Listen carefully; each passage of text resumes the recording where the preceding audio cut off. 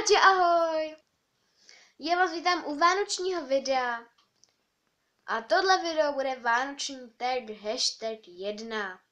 Jo. Teďka se všichni říkáte, Terry, a jak to, že je #1 a bude #2 a td. No vlastně bude jenom #1 a #2, víc jich fakt nebude.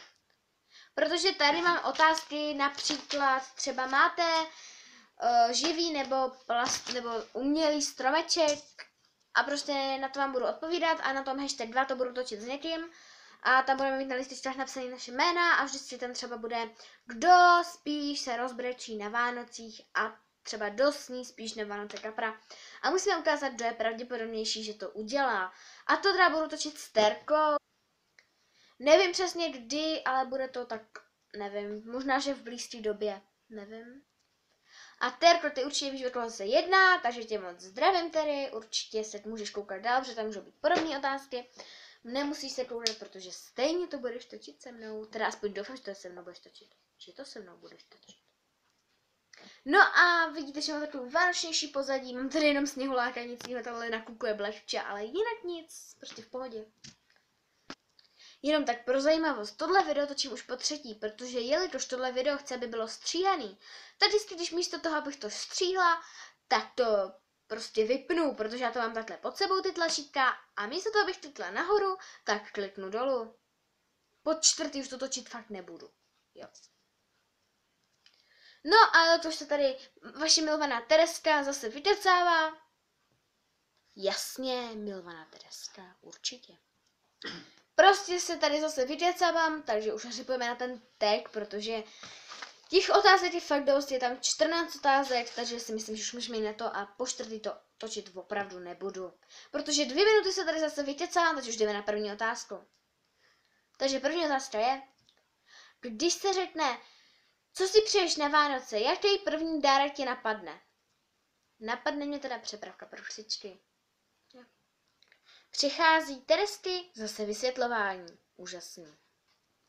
Přeju si tu přepravku, přeju si ji strašně dlouho, protože je to taková ta velká, že už má i ta hamster, jak má i hamster lover, tak si to přeju protože strašně dlouho, prostě už chci si holky taky brát, že jo, na dovolenou, dědovi a tak dále. Kdo by nechtěl? A na tak 97% to dostanu. Super. Druhá otázka je oblíbený film na Vánoce, na Štědrý den a okolo Vánoc. Tak okolo Vánoc mám nejradši Sám doma, protože Sám doma prostě miluju a Sám doma máme i na CDčku. Máme teda prostě i Sám doma a Bohatý, což asi možná někdo neznáte, ale to mě moc nebaví. Nejlepší prostě 1 a 2 obyčejného Sám doma. Tady bráchovi bliká počítač, to můžete vidět. A na Štědrý den mám nejradši 3 oříšky pro popelku. Miluju to. No a prostě když už se koukám na televizi na ten Štědrý den, tak mám nejradši 3 oříšky pro popelku. Ale někde se taky může stát, že to buď nestihnu, anebo se nekoukám. Třetí otázka je, těšíš se na Vánoce? Upozornění, teďka bude Tereska hodně naštvaná. Pane bože, lidičky, já prostě miluju Vánoce. Prostě, já nevím, proč vám to mám furt opakovat. Prostě miluju Vánoce. Hotovo. Už se na tuhle otázku nikdy neptejte. Čtvrtá otázka je, máš adventní kalendář? No, asi víte odpověď, já ho prostě miluju. Jo, miluju.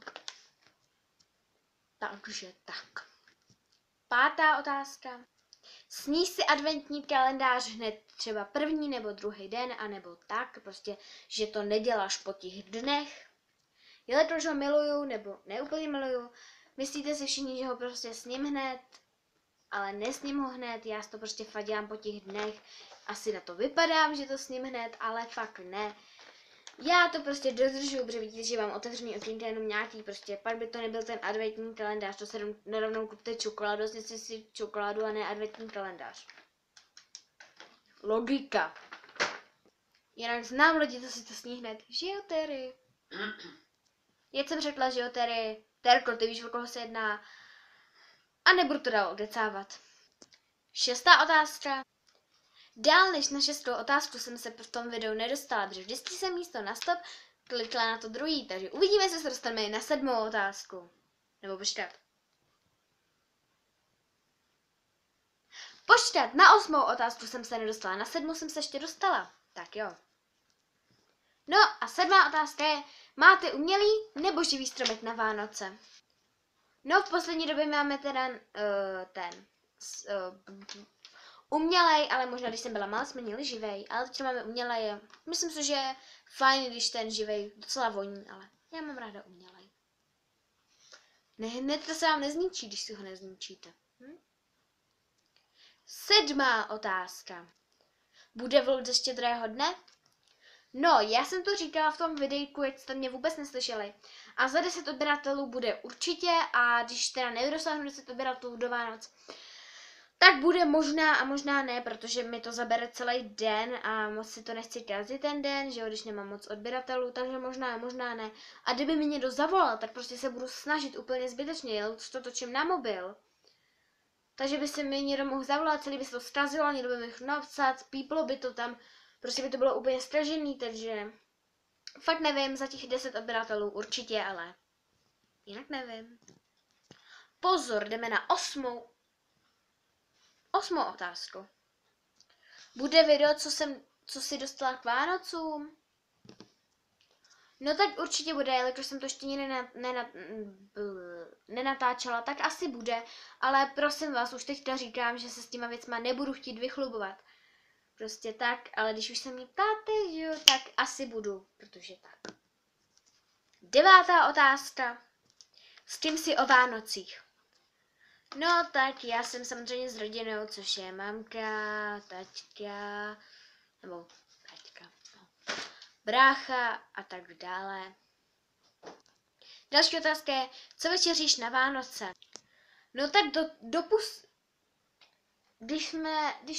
tak jsme večeřili vždycky řízky se salátem, protože mamka chtěla kapra, ale my jsme prostě my kapra nejíme, že jo. No tak jsme měli řízky, ale tenhle rok mamka bude mít kapra plus někdo, koho nechci zmiňovat, a my zase budeme mít řízky, doufám, asi, nevím. Další otázka je, proč neříkám už čísla, protože jsem to zapomněla. Máš nějaké oblíbené pití na Vánoce? Tak ano mám a ukážu vám ho. Je to tato kofole, to teda kofole vanilka, já prostě nevím, prostě ji miluju na ty Vánoce. Nevím, je to vanilka a vanilka mi připomíná Vánoce. Je to divný, ale tohle pití prostě miluju na ty Vánoce a prostě tak, protože ho mám asi pocať. Super. Ale brácha z toho už vypil. No, tak už mám asi míň. Další, jaký si budeš dělat nechty na Vánoce? Nevím, jak jsem tuhle otázku mohla někde vzít. Nevím, jak někdo může vědět, že si poslední době dělám nechty, protože já prostě miluju. Když mám na to čas, tak prostě miluju s něco dělat s nechtama. Teď mám fakt barevný, jo. Tady mám na každém prstě jinou barvu. Tak já jsem si tyhle přinesla a teda vám je ukážu. No, já budu používat tyhle 2 laky, vím, že na Vánoce se moc nehodí, ale já si chci je udělat takhle. Ještě než budou Vánoce, si budu dělat jednou nechty, místo tady těch, takže to asi tak. Vlastně tenhle modrý si dám na všechny nechty, ale ten si dám jenom tady na ten prsteníček. Já si myslím, že to bude fakt hezký dohromady. Takže tak, takže tohle bude na 4 prstech a tohle na jednom a tohle to bude na tomhle. To neumím, na tomhle, jo? A tohle to bude na tomhle a tomhle, logicky, jo, pro blbce. Což myslím, že mě nesledují žádný blbci, ne? Další otázka je, v jaké barvě by si chtěla být na Vánoce, jako v jakým barvě oblečeních, i když to nemáš, ale jak by si chtěla prostě, jakou barvu by si chtěla mít prostě na Vánoce? No tak já tyhle Vánoce chci být celá modrá, kromě vlasů, obličeje a tak. Protože moje nejlubější barva je modrá a prostě chci být na tyhle Vánoce modrá, světle modrá. Ale jakož oblečení moc modrý nemám, takže buď si budu muset koupit, anebo prostě budu zase jako vždycky. Další otázka je, učíte se ve škole před Vánocema nebo před prázdninama o Vánocích? před vánočníma prázdninama. Jelikož my tenhle rok máme prázdniny až od 23. nebo 22., což je strašný. Protože já chci být doma před těma Vánocema. No, tak se teda neučíme, my si vlastně děláme takový volný den a můžeme si mezi kamarádkama prostě rozdávat různé dárečky a prostě úplně super den. Máš nejoblíbenější hračku na Vánoce? Kdo by mě neslyšel, tak jsem teďka poslední otázku říkala. Kdyby mě někdo teďka neslyšel, tak jsem říkala poslední otázku. Jestli...